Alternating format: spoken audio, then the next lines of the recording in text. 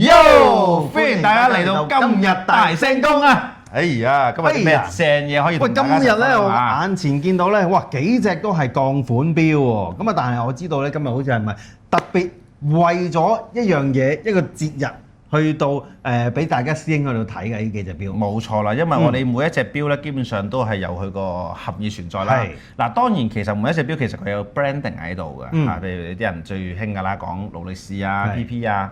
咁啊，講佢啲品牌故事啦。咁但係今日咧，其實我都講一個系列就係咩咧？即係都其實我諗，其實玩錶嘅師兄們應該都知道呢一個系列同埋呢個品牌啦。係啦。咁就因為點解？因為冇乜特別係好續集係特登揾一集出嚟講。咁大家都知道咧，因為本身我哋而家呢一個叫做錄播啊嘛。冇錯。係嘛？就係錄影嘅一個直播嘅情況底下，因為而家手上講咗啦，我哋錶太多啦。咁基本上太多就基本上係做唔切嘅。係啦。咁變咗一樣嘢就乜嘢咧？即係今日咧都就住，因為而家就嚟夏天啦。夏天啦。咁啊，夏天啊，即係咩咧？就嚟放暑假。咁點解放暑假？因為啲人畢業啦。畢業係通常遇到啲小朋友放學啊，係幾月啊？通常嗰啲6、7月咯。6、7月咯。哇死啊！如果亞洲嚟講咧就係6、7月。如果你話喂去一轉到去澳洲嗰啲又唔同。死！我已經即係脫離咗呢個畢業好耐啊！唔係啊，你好似一畢業冇耐啫喎。暴露咗年紀啦，因為點解咧？一講畢業已經係唔知道係咩時間，係啦。咁就講呢隻GP 嘅 Leonardo 咧，其實佢都有一個好深嘅含義喺度啦。咁個含義係啲乜嘢咧？就係講即係歸來或者係一個畢業嘅一個狀態啦。呢個係一個意大利文，本身意大利嗰邊咧就話如果去到畢業嘅時候啦，咁啊通常咧阿爸或者上一代啦，咁咧就會送翻一隻錶俾佢個仔，去到話俾佢聽，你畢業啦，我送呢份紀念價值嘅禮物俾你。其實都幾好喎，因為點解咧？因為大家知道啦，你見到佢由佢個形狀，嗱李生嗱手上面都戴咗隻啦，係啦，因為我嗰隻就唔係，嗰隻係雕台嚟嘅，特別有品牌故事喺度呢隻，係啦。咁就呢一隻係一隻 GP 嘅 Leonardo 啦。咁頭先講咗呢個系列個內有嘅嘢啦，再配合翻嘢，因為就係我哋暑假啊嘛。冇錯，即係就係畢業啊嘛。係啦，咁就本身呢隻錶咧，咁就頒獎其實我自己買過。哦，你自己買？好似係喎。我買嗰隻係兩隻嘅嗱，其中一隻就係咩咧？藍色嘅一隻嘅巴黎釘嘅一個面啦。嗱，我其實有一隻嘅嗱，即係另一隻大品。我呢隻白色。係啦，佢呢隻大品嘅藍色面其實頒獎買過。係啦。咁另外有一隻咧就係一隻 Leonardo 嘅 Chrono 計時。咁嗰陣時我買係乜嘢？買一隻叫做熊貓，係啦。咁呢一隻咧就係藍熊貓嚟嘅，就唔係我當日買。即係你嗰陣時嗰隻係白黑色咁樣咯。係啦，佢個面就好明顯咯。嗰陣時就係乜嘢咧？即係個面係一個白色，跟住配咗個黑色嘅圈。咁就一個好似熊貓啫，好似地通藍咩照興啊嘛，唔知熊貓一出嗰陣時就基本上 GP 又出，我記得係有跟住仲有個Zenith 又出成通藍啊嘛。係咯，我記得嗰陣時咧有講過話咧，呢啲設計有個朵㗎，佢係集百家於設計嘅一生喎。係㗎，係啊，好似係佢個標圈啦，佢嘅仲要咩？佢嘅標面啦，全部都係唔同嘅品牌集合出嚟㗎喎。係啦，咁你都有印象嗱，好明顯佢個標圈呢個就係一個即係嗱，佢唔係 Giorgetta design 嘅一個標一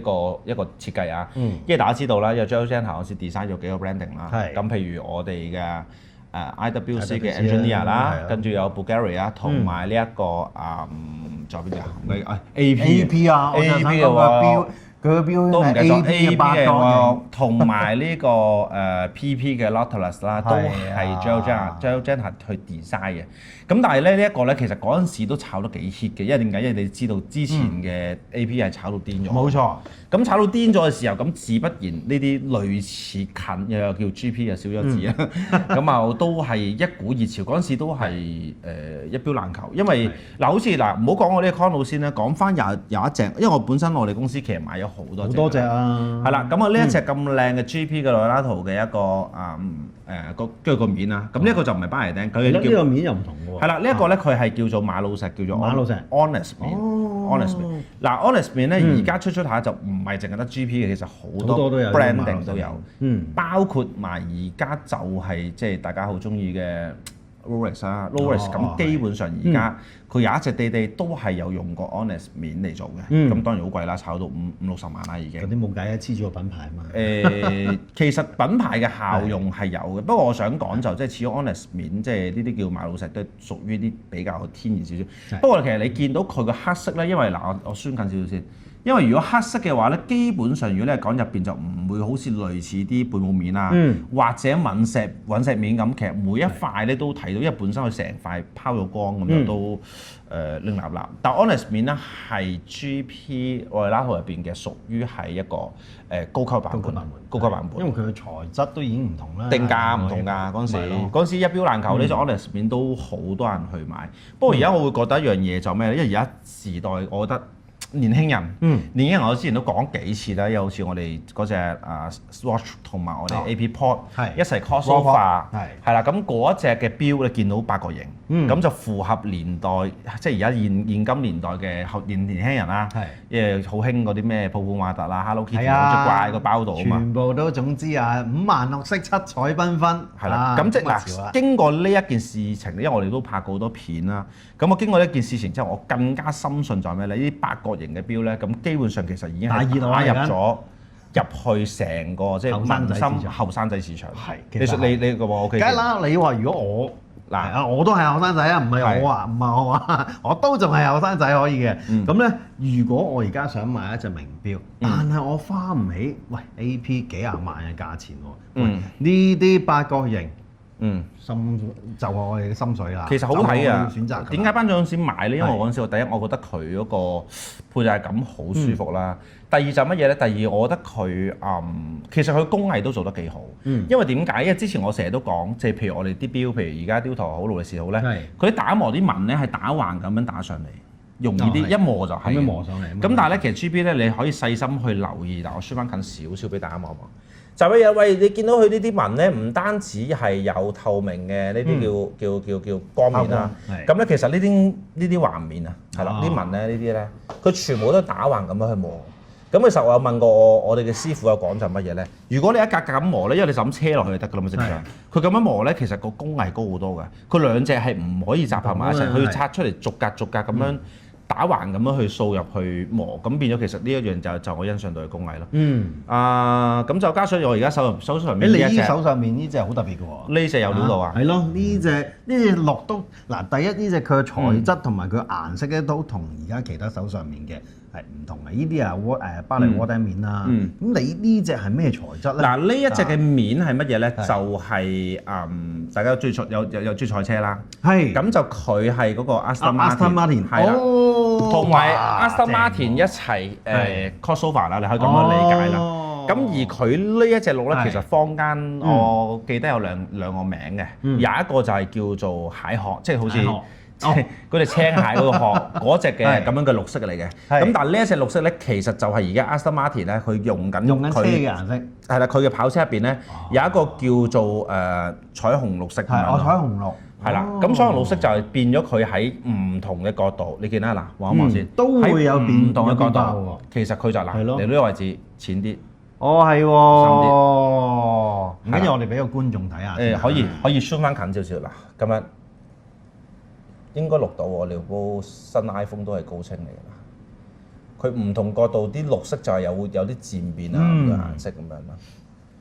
我好特別嘅，點解？因為我頭先我幾隻咧都係 steel 鋼嚟嘅，咁我手上面呢隻咧係一隻 Titan 嚟嘅。哦，呢隻 Titan 啊？Titan。哦，咁啊應該輕好多喎，因為我首先上手呢啲就有少少分量嘅，爭好遠兩隻。係啦，我講一講先，因為本身譬如 IWC 嘅 Engineer 啦，咁都係 Gelsinger design 嘅。咁我想講就因為嗰陣時其實 Engineer 開頭出嘅時候就係出 aqua 面啊嘛，綠色啊嘛，跟住後邊就有黑色啊。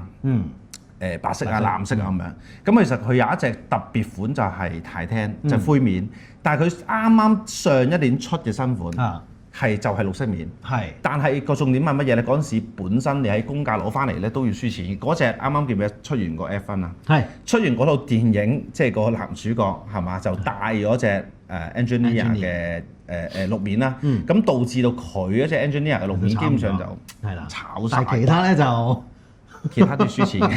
炒粉嘅，輸錢嘅，其他輸錢嘅。嗱，所以其實嚟到 MWC 如果嚟買標咧，我覺得好好，因為點解咧？因為本身譬如呢隻標咁，譬如標主買翻嚟10幾20萬咁樣，其實佢輸嘅都基本上都輸咗㗎啦，已經輸咗啦。咁嚟到我哋呢度嘅時候咧，見到啲 condition 嗰樣嘢都 OK 啦。咁我覺得即係畢業嘅話，賣翻隻幾萬蚊嘅標 OK。但係呢隻唔係幾百蚊，又係講我哋普通版嗰啲啊。即係到我哋 MWC 嘅時候咧，就輸咗。就接咗個贏啦，係贏啊！即係你嚟到買嘅時候咧，接嘅就唔係輸，係贏，係贏嘅。嗱咁啊，上一集我哋都做咗3隻嘅星空，就2隻人查詢緊啦。咁我哋 C Master 有5隻嘅，咁包括埋我哋嗰隻女王密令啊，其他啲都賣晒㗎。都賣晒啦。咁啊，白熊貓啦，同埋嗰隻灰熊貓都即係都賣咗㗎啦。哇！睇嚟咁樣唔掂喎，我哋同埋嗰隻銅都基本上都有人傾緊。哦，青銅嗰隻都有人傾緊啦已經。哇！嗰隻都抵玩啦，青銅。抵玩。咁就即係 OK 啊，因為嗰啲2萬零3萬蚊標就絕對可以係啦。咁如果大家有興趣咧，我哋 NWC 嘅 Rollator 有2隻係 Chrono 啦，係啦，2隻 Chrono，咁就有3隻都係大三針款嚟嘅。咁啊歡迎大家嚟到我哋嘅咩 channel 啦，咁啊上嚟睇實物，因為點解咧？最好就係5隻顏色齊晒。而一上手你就知道我究竟中意邊隻啊嘛。咁所以邊隻顏色咁到時就揀。但係又快少少啦，因為點解咧？我哋嗰隻 C Master 出咗片3日已經賣晒。賣晒啦，冇錯，未賣晒，仲有2隻，係仲有2隻喺度。係啦。OK， 好啊。好。喂，咁啊，我哋最後講另一個 branding 啦嘛。仲有隻雕駝啊，係嘛？嗱，雕駝咧，我哋就有2隻嘅，3隻係啦。咁3隻嘅今日咧都好特別啊，因為大家都知道啦。而家我手上面，我嘅右手震下呢一隻咧，呢一隻係咩？就係一隻 Bradbury Pearl 啦。陣間我先至講 Bradbury Pearl 佢嘅賣點同埋佢究竟係咩故事啦。咁第二咧，呢一隻咧就係已經係90年代初絕咗版嘅啦。哇！經典嘢呢隻。經典係啦。咁其實我有個花名嘅，就係叫做撈的撈底。唔係，呢個係出邊同人改啫。佢叫 Prince Day， 即係類似好似巨無霸咁樣啦，係啦 ，Tiger Prince 咁。Tiger Prince，雕駝 Tiger Prince。係啦，類似係咁，或者係叫佢叫小勞力士。點解叫小勞力士？但明明咁肥嘅，點解叫小勞力士咧？咁陣間我可以同大家分享下佢入邊即係重點嘅嘢咯。好，另外一隻啦，咁啊，哇呢隻啊就亦都好啱大家咧買俾個下一代，因為咧點解啊？就係因為佢個鬧鐘啊，就可以叫你下一代起身啦。鬧鐘錶有見過嗱，頭先我有玩過嘅，呢隻好特別。陣間你知道個 function 知啊，我一陣示範俾大家。示範一次啦，冇錯。咁就一隻錶係啦，但係佢唔係一隻3問錶嚟嘅，即係佢真係一隻拎咁樣鬧鐘，定陣間可以開。有啲人可能其他人聽到，哇3問錶雕駝，即過嚟買落訂。唔係3問嚟㗎，佢係會響嘅一隻嘅鬧鐘錶，係啦。咁啊，我逐隻講先好嘛？我講一講呢一隻先啦，係啦。咁啊，首先我手上面呢一隻就 GMT 兩地時間嘅 Bradbury Pearl。咁其實 Bradbury Pearl 咧，其實最點解會有呢隻錶出嚟咧？因為其實我覺得佢好多 function 其實都係贏佢大佬，即係贏勞力士。冇錯。因為本身 Bradbury Pearl 其實佢就係叫做致敬啦，或者紀念咧。其實嗰陣時係 Explorer Rolex 嘅 Explorer 嘅初代，即係第一代嘅 Explorer。咁個型號叫165咧，當其時係炒到我嘅印象之中最高係炒到20幾萬。其實我有個師兄佢係有呢一隻錶，我睇過實物，好 vintage， 同埋佢啲面啊嗰啲嘅夜光黃色已經起晒。咁咧其實呢一隻咧仲勁，點解咧？因為而家咧勞力士有冇 T-fit， 即係有冇調嗰個錶帶？有嘅。有。不過就主要係用喺啲乜嘢咧？就用喺一隻紅色嗰隻叫咩？Mark One 係啦，用喺 Mark One、Mark Two 嗰度，嗰個好大隻潛水錶啦，同埋而家嘅 Deep Sea 啦，同埋有一隻勞力士最經典最大隻有一隻叫做 Deep Sea Challenge， 都係用緊呢個 T-fit。基本上都係用嚟潛水嗰啲。冇錯，咁但係呢一隻咧，你見到佢係做咗呢個 T-fit， 我覺得係呢個設計係唔錯，因為你知道勞力士得半格可以拆嘅啫嘛，係啦。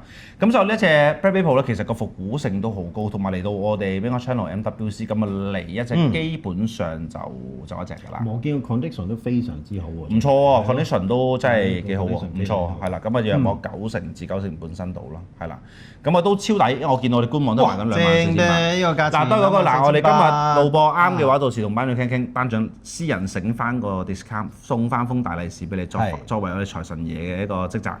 係啦，咁就同埋呢個 size 好正啊，39mm 咯，非常之正啊！對男士嚟講非常之高，女士都而家都多人揾啦。嗱，一上手去睇咧，其實39mm 話有啲對你嚟講有啲雜。唔係係去肉仔，去肉仔。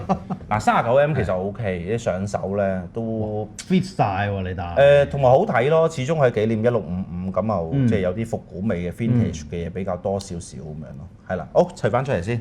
咁就啱就可以留意下官網啦，係啦，24,800，咁啊平少少都 OK，做好俾大家嘅，係啦，到時同班長傾一傾，送翻個禮利是俾你啦。好，咁啊另外一隻啦，另外一隻咧就係講翻呢一隻啦，咁就係90年代初啦，呢一隻叫咩咧？我形容係等我諗點形容先啊。佢係嗰陣時啱啱勞力士同埋雕台，因為雕台係個細佬嚟㗎嘛。咁雕台嘅啱啱係嗰陣時講緊佢嘅零件短缺嘅時候。咁你見到一樣嘢啦，嗱佢雖然個面係一隻雕台啦，係咪？咁但係你見到佢個的咧呢一個。哦，係喎，佢個的就係呢個 Rolex 嘅的啊，係啦，同埋個底呢個蓋嘅位置咧，個底蓋都係勞力士嗰個底蓋嚟嘅。咁啊，最主要嘅原因係啲乜嘢咧？最主要嘅原因係當陣時佢90年代係稀缺啦，咁係出咗好短時間2-3幾個月嘅啫。咁之後咧，其實所有嘅款式咧都已經係用翻佢雕台嘅嗰粒的。係啦，咁因為你知道啦，以前雕台你知道其實佢唔係自家機芯嚟嘅，佢都係用緊呢個 Sellita 嘅機芯啦。咁但係我想講就係咩咧？其實 Sellita 機芯真係好勁，佢係用喺所有嘅其實好多錶好多品牌嘅本身都係用 Sellita 機芯。冇錯啦，咁其實雕台咧之後你就算用計翻 Chrono，譬如我哋有啲咩熊貓啊。嗰隻美斯粉紅色嗰隻粉紅色熊貓啊，香港特別版藍色啊、黑色熊貓嗰啲咧，就係用咗咩？用咗跛領嘅 B01機芯。冇錯。係啦，不過 B01機芯咧佢有分嘅，3個圈咧咁就留翻俾跛領自己 B01系列用翻啦。咁個機芯就賣，即係叫做賣咗或者叫代理咗俾雕台去用，就2個圈嘅啫。係啦，咁但係呢一隻咧，我覺得係復古味係超有價值，即係90年代差唔多成30年嘅錶嚟㗎。真係淨係見佢個粒的同埋個底，其實都好應該要收藏。其實你問我上手，我覺得個感覺係有啲似舊裝啲 vintage，譬如663嗰啲地通拿嗰啲咪 feel 嘅。咁但係我點解話叫佢小勞力士咧？因為佢係一隻雕台嚟㗎嘛。咁就係粒的同埋個底先至係勞力嘅勞力士啦。咁同埋咧，你見到一樣嘢就係咩咧？去到大啦，呢就係以前舊裝 vintage 嗰啲嘅。嗱，以前我最早期咧買嗰啲嘅咩可樂圈啊，啲勞力士出都係一隻好薄嘅溝嚟。咁呢一隻就我覺得係極為之稀有，係啦。咁啱你先可以留意下。幾多錢你標啊？喂，今日都抵噃，而家賣緊59,800啫喎。嗱，升咗啦，係值得特別大家過嚟我哋嗰度真係過嚟望一望。喂，但好似呢張係正標嚟㗎噃。係啊，係啊，應該打錯咗。呢一隻我記得係正標，單標有單標先有呢個價錢啊，撈的撈底。係啦，係咪先？咁就都正。另外一隻就你可以講一講啦。另外呢隻咧，咁啊就係點解我頭先講到話咧，非常之適合賣俾下一代啦，就係因為咧，佢除咗咧本身咧雕台呢個品牌之外啦，佢係可以做鬧鐘嘅。咁咧就喺我側邊呢個位置啊，側邊呢個位置。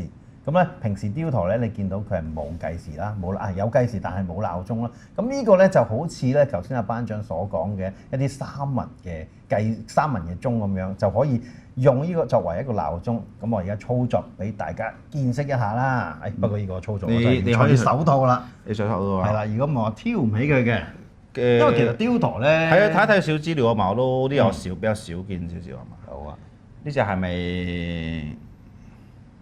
睇睇咩資料先啊？仲未入翻去係嘛？未。新上應該新上定係咩啊？新上冇呢隻係嘛？新收嘅咋，我哋而家介紹好多都係。咁我哋有鬧鐘標誌班長都唔知道，因為我第一次我見到實物係啦，雕台第一次見到實物。咁我頭先我見到喺度邊邊班班喺度。幾得意㗎，幾響㗎。拉係啦，呢個。哦 ，OK。哇 ，Heritage 啊 ，Heritage 係。咁就嗱，2020年嘅啫。你試一試先。我第一次見嘅。咁啊，俾翻個正面大家睇先嚇。咁啊，校鬧鐘嘅話咧就好簡單嘅啫。咁首先咧，我哋將喺呢粒的嗰度啊，咁咧就挑一挑佢出嚟。OK。咁然後咧，呢度我哋見到有個指針啦。指針咧就去到紅色嘅時候咧，紅色呢支位置咧，秒針呢支位置咧，佢就會響鬧噶啦。不過咧，首先我哋咧就要將呢個 on off 呢個位置啊，呢個位置咧，而家係 off 嘛，咁我哋咧就將佢變咗 on。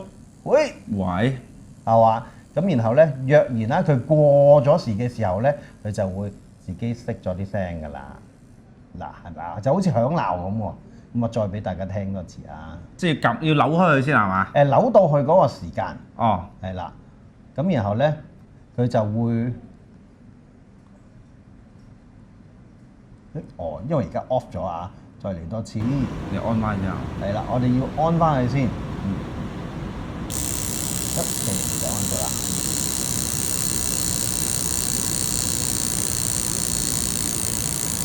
係咪咁扭㗎？係咁扭啊，不過唔緊要，OK。哦，係冇鏈啊？OK 啦，好啦，好啦，OK，好啦。好。哦，佢每上一次要上鏈㗎？呢度唔係佢上幾次之後咧，就要補翻鏈。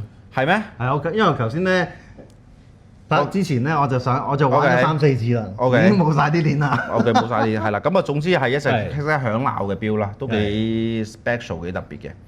係啦。好，咁啊！如果大家真係對於我哋以下頭先介紹嘅內圖啦、啲 Honest 面啦，或者係一個 Aston Martin 嘅款啊，或者係一個巴黎釘啊等等啦 ，Black Bay 啦，跟住有一隻撈底啦，跟住呢隻響鬧嘅 Heritage 係啦。